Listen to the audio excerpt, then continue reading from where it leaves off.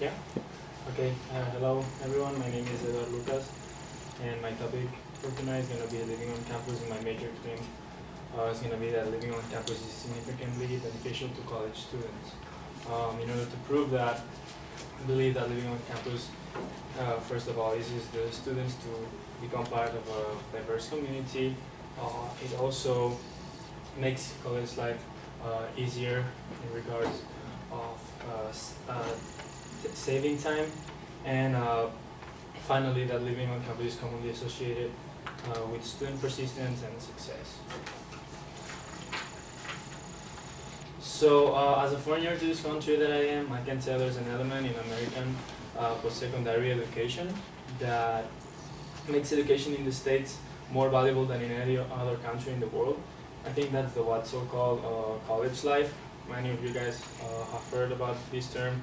I'm going to give a quick idea of what we understand as college life. Is that it doesn't only represent the academic portion of college, which is pretty important, and it's mainly what is represented in other countries, but it also has other aspects that help the student develop and make this education in America so unique. For example, Greek life, student clubs and organizations, collegiate athletics, working on campus, job fairs, etc. I believe that living on campus allows the students to take the most advantage out of it, and that so in order for them to benefit of these resources that college life offers them, living on campus is the best way. Some people might argue that it might be too expensive, or that people are distracted because they live with other peers, but money-wise, I think there's a lot of scholarships and financial aid resources that can help students afford this way of housing during their college career. So as I said, I think it's beneficial because living on campus uses the students to become part of a diverse community.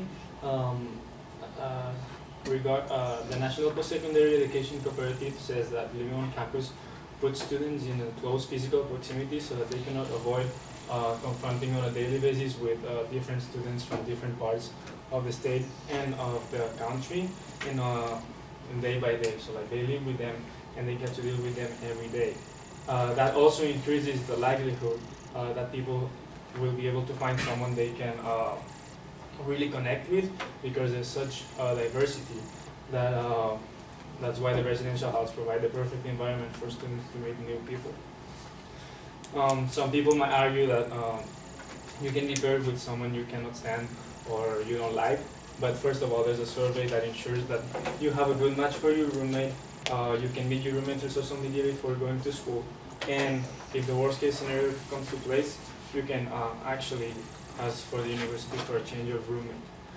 Also, that's for the community on the residential halls, but also the residential halls promote engagement to the campus community. According to the National Survey of Student Engagement, students who live on campus are more engaged overall compared with students who commute. What do you understand by engagement? So the college life, so being part of campus community, student clubs and organizations, Greek life, etc. Also, another way that it's beneficial to students is that it makes life easier. You can save a lot of time by living on campus, so that you can focus on your main goal, which are graduate and enjoy college.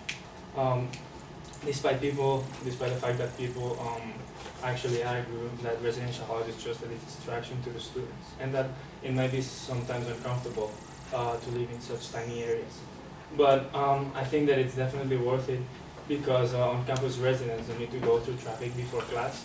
So you can even live without a car. For example, I know Patricio. For a year, he was living in the residential house for a year, and he didn't have a car, and that didn't suppose any problem to him. Just saving money, insurance, gas, and the cost of a car. Also, the classrooms are really close, so that's also time saving. You don't have to go through parking, and just some data to compare the time that you can save. According to the United States Census Bureau, the average commuting in the United States is around 26 minutes. So if you add the round trip and finding parking, it can be around 1 hour a day. And also worrying about food. Food is already provided by school, so you don't have to worry about grocery shopping, cooking. That also takes a lot of time. And finally, last but not least, living on campus is commonly associated with student persistence and success. The Southwest Association of College and University Housing Officers states that living on campus gives students an academic edge by learning higher grades, by earning higher grades, providing opportunities for learning, communities and faculty access, and helping the students stay connected to the college environment. This happens because living on campus gives you a closer access to faculty members and other students than off-campus residents, and also a closer access to the academic tools that the university provides. A member from the National Survey of Student Engagement and the National Secondary Education Cooperative, Dr. Eduard COF, stated that students who live on campus are generally more engaged, which is have a direct repercussion on the academic success and persistence. So finally, all in all, living on campus, as we've seen, is significantly beneficial to students, not only because it's a way to ease the transition from high school to college, from being a child to becoming an adult, but also because it eases and promotes the access to tools and enhances students' college experience, engagement, and success.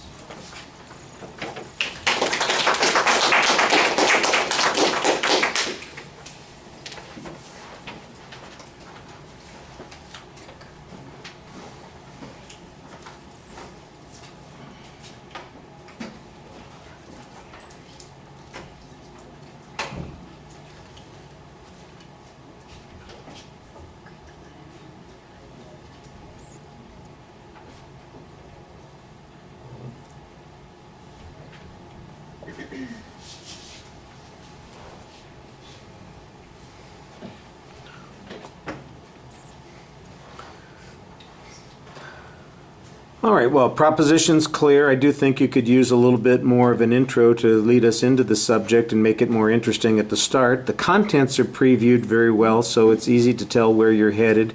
I thought you did a good job signposting for the most part in the body of the speech, although sometimes your transitions could be a little bit more direct. You did, you're speaking as a student, so you help your credibility that way. I do think that you could use a little bit more information, especially on that third point, because some of the quotes there are so generic as to be, I don't want to say useless, but they really seem so vague that I'm not sure that we're getting anything. What's the advantage of engagement, for instance? There should be some way that you can explain it, document it, measure it, something like that. Otherwise, it's just kind of this vague benefit that people get. I think you run into a couple of problems on the first couple of points because you do get into some issues that are value-based.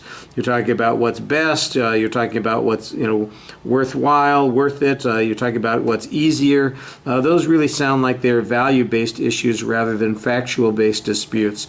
The clearest argument is the success issue, that students who live on campus are going to have greater success. So that's what I would be looking for some information to support that. I can see that that's the goal. There's this argument that says that they are more engaged. Does engagement mean success then as a consequence? I think that if you can show that students who are listed as more engaged have a higher GPA, they complete their degrees faster, they improve the efforts of the college to effectively meet its goals and objectives, I think that would be helpful. But those are the kinds of things that you don't have in the speech. Like I said, a lot of it is kind of this general commentary about what's valuable or diversity issues, and I'm going, well, it's nice that you live with a bunch of people who force you to engage with them, but what does that get you? Do you study harder? Do you learn things that you wouldn't have learned otherwise?